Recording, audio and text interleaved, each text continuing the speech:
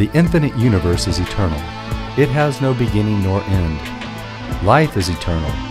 It has no beginning nor end. The Creator has always been and always will be, for our Creator is creating the creation every moment of every day throughout eternity.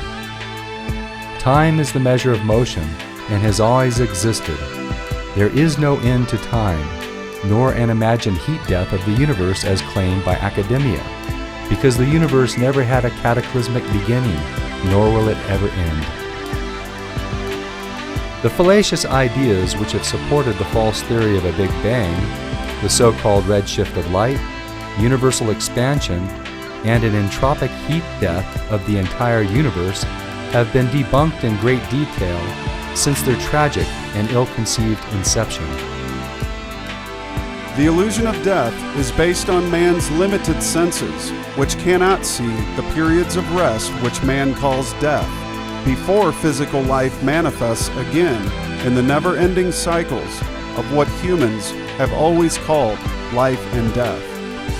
The false theory of a Big Bang was created by the Catholic priest Lamaitre to support the religious myth of Genesis, where it was claimed that the anthropomorphic male Hebrew God created the universe when he spoke the words, "Let there be light." Failure to recognize that this universal body of moving matter has been created by some power outside of itself has led science to conclude that the energy which created matter is within itself. Even more erroneous is the conclusion that energy is a condition of matter, such as heat.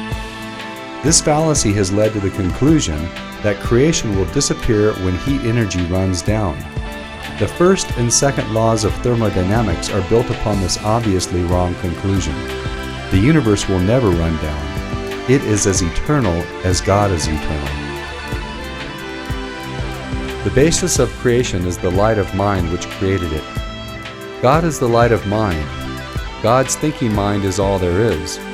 Mind is universal. Mind of God and mind of man are one.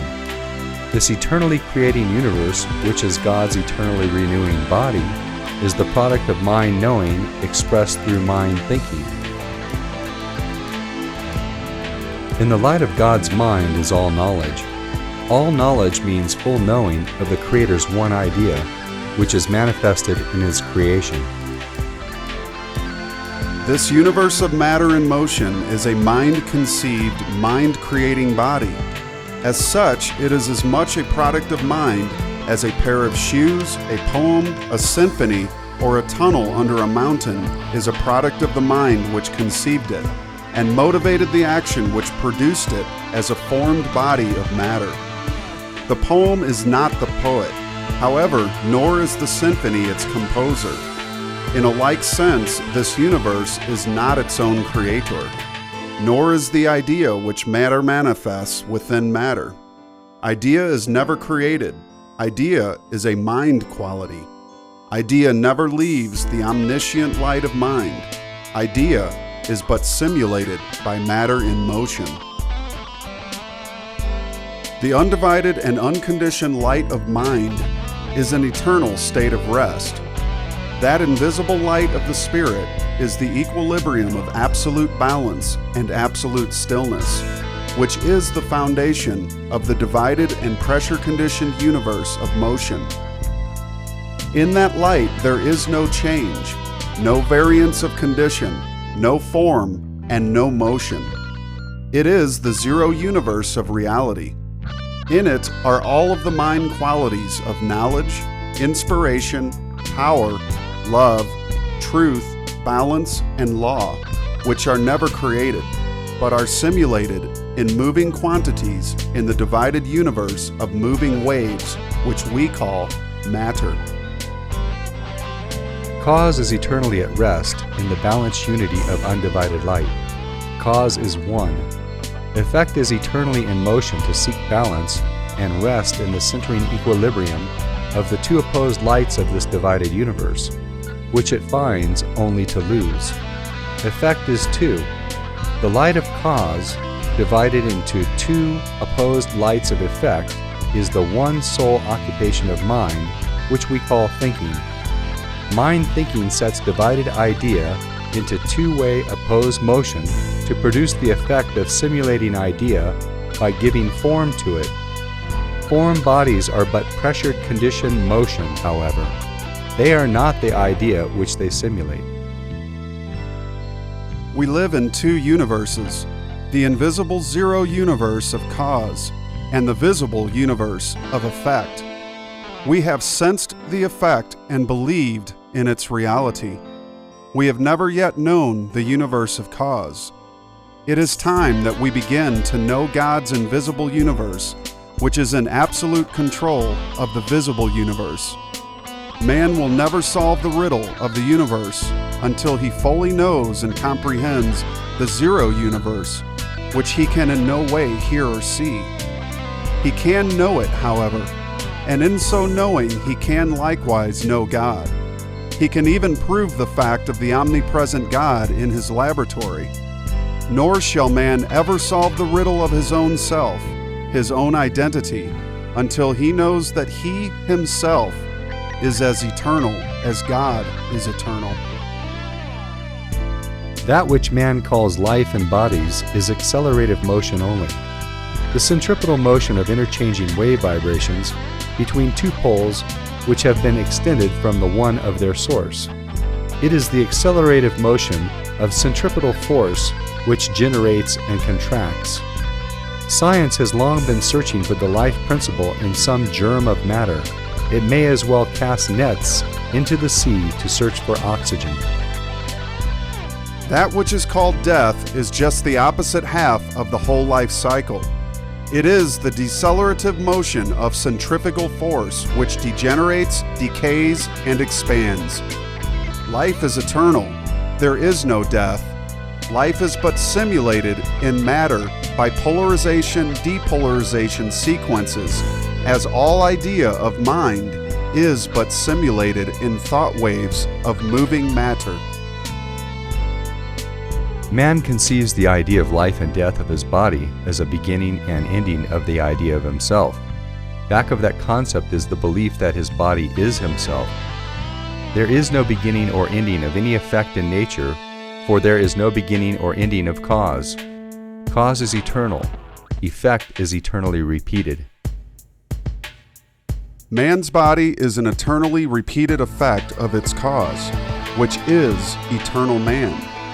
Man is an idea, a part of the one whole eternal idea.